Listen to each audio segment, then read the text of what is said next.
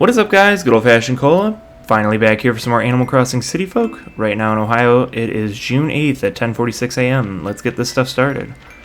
So I took a little bit of a break. I think it was like about 2 months or so.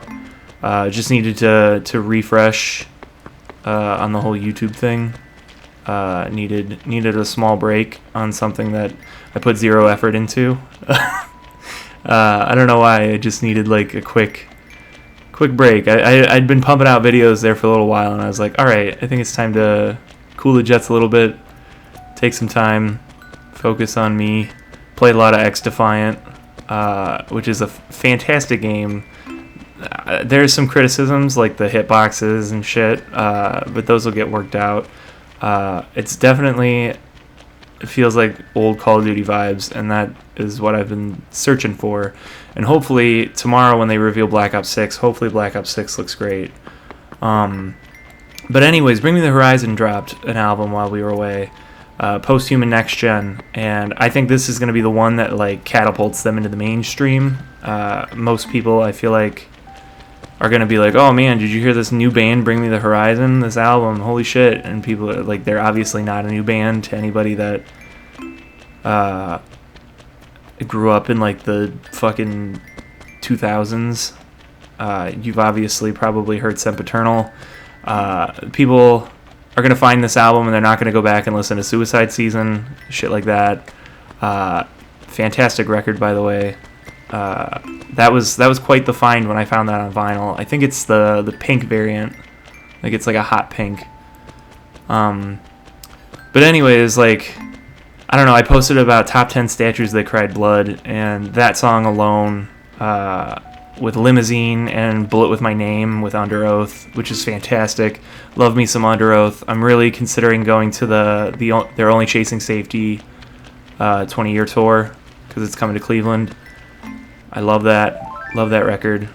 This looks like a big fish, so we're going to try to catch it. But outside of Bring Me the Horizon, today's a special day in terms of like scene music. It's the 20-year anniversary. Fucking damn it, 20-year anniversary. I shouldn't have tried to catch that fish and talk at the same time. 20-year anniversary of 3 Cheers for Sweet Revenge by My Chemical Romance. And if you've been around on the channel for a while, you know how much that band means to me. So before I started here, I did a quick run through, listening to it while I took care of my cats and shit. Still a fantastic record. Probably my favorite My Chem record. Honestly, hot take, maybe, possibly, depending on how you feel about the Black Parade. But honestly, I mean, I love the Black Parade. It's a 10 out of 10, probably a 12 out of 10 record. But it swaps between Danger Days and 3 Cheers for me in terms of my favorites. I don't know. I just have this like incredible soft spot for Danger Days. But like, I don't know, my favorite albums of the big 3 like 2000s pop punk bands, which I'd consider My Chemical Romance, Fall Out Boy, Panic at the Disco, it's all the black sheeps of their discographies. Like, I know Folie à Deux has gotten its flowers recently online. Like, I think the Fall Out Boy fandom collectively agrees that's their best album. But that is by far my favorite Fall Out Boy album, and then my favorite Panic at the Disco album is my favorite album of all time, and that's pretty odd. So I don't know, I might just have like a big hard-on for like black sheep albums of people's discographies. I feel like I do. I feel like my favorite Kanye record is 808 and Heartbreak. I don't want anything in here. But yeah, I feel like I just like always have an affinity for albums that people talk shit on or say, oh, that's too different, they switched up their sound too much, blah blah blah. But other than I could talk about we also missed in the duration that I was gone, Modest Mouse's Good News for People Who Love Bad News turned 20.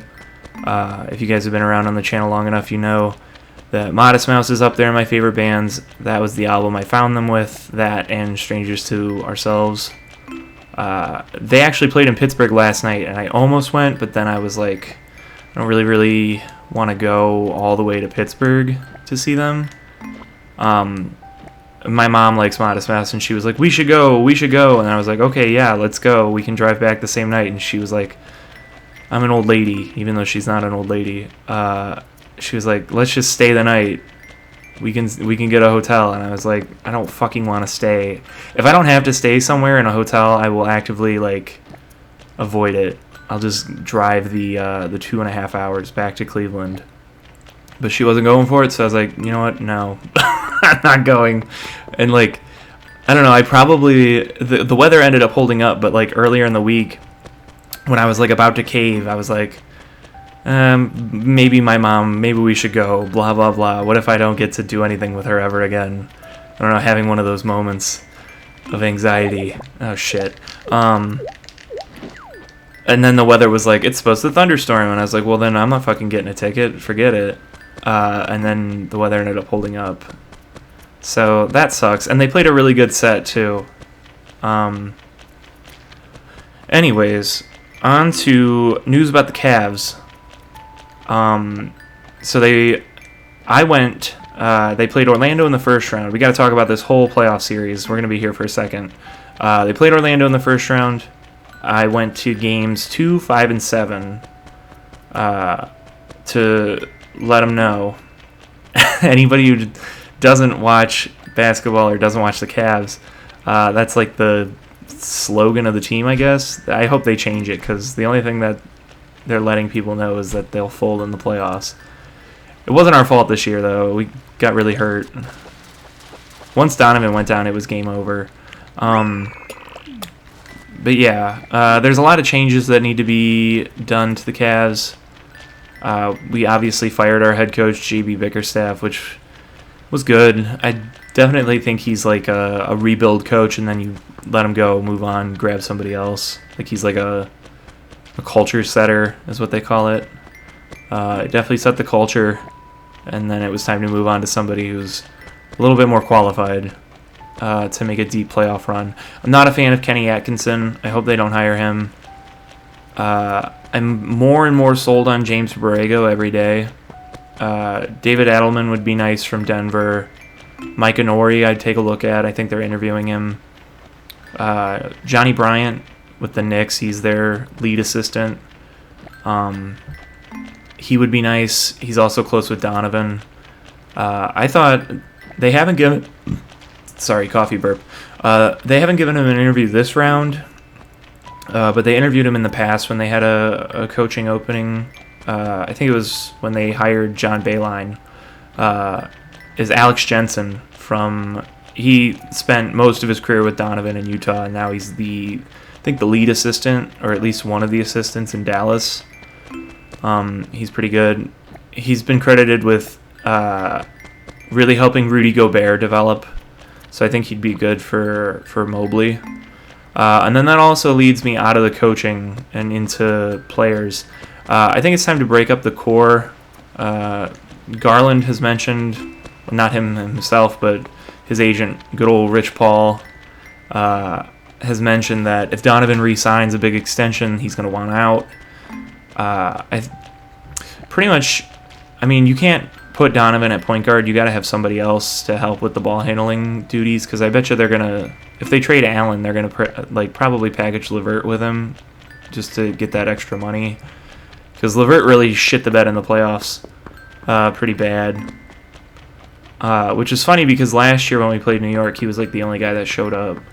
But aside from Garland and Allen, they're probably going to get rid of Niang. He wasn't very good, which is very disappointing. He was number one on my big board of free agents to sign, because I thought, like, oh, we're not going to get Strus. Let's go after Niang. He's a big body that can shoot. And he was great. I mean, at times in the regular season, he had his moments where he kind of slumped a little. But in the playoffs, man, he was just absolutely unplayable. And I don't know. Hopefully they bring in a couple, like, guys that can actually spread the floor. I'd like a shooting big man. I don't know. The draft's coming up. We've got the 20th pick. I'm going to throw it out now. I like to do hot takes in these videos and then go back like a couple years later and be like, man, what the fuck was I thinking? Because, like, I think when we drafted Garland, I was really, really mad. And I hopped on, I think it was a City Folk video. I hopped on, and I was like, what the fuck? Who the fuck is Tingus Pingus? No, I didn't say who the fuck is Tingus Pingus. Speaking of Tingus Pingus, shout out to him, man. Was out the whole playoffs, came out and looked like the finals MVP so far. I'm just trying to pick some weeds as I bullshit around. Enough about the Cavs. I didn't even finish my thoughts, but I can't talk about them anymore. I just gotta... one last thought. The draft. I hope we take Tristan Da Silva. I don't think he's going to be there. I think he's going to jump in the draft. Him or Day'Ron Holmes. I think he played... Where the fuck did he play? I don't remember. Either way, he's a big guy that can spread the floor. He's athletic. I think he'd be a good backup. Or if you want to trade Allen for somebody else, he'd be pretty good.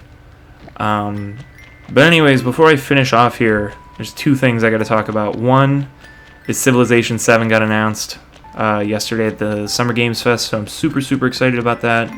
I'm hoping sometime this summer I can start putting out a couple Civ 6 videos, more than I did before. Also, shout out to my Pokemon Emerald series. It turned 10 yesterday.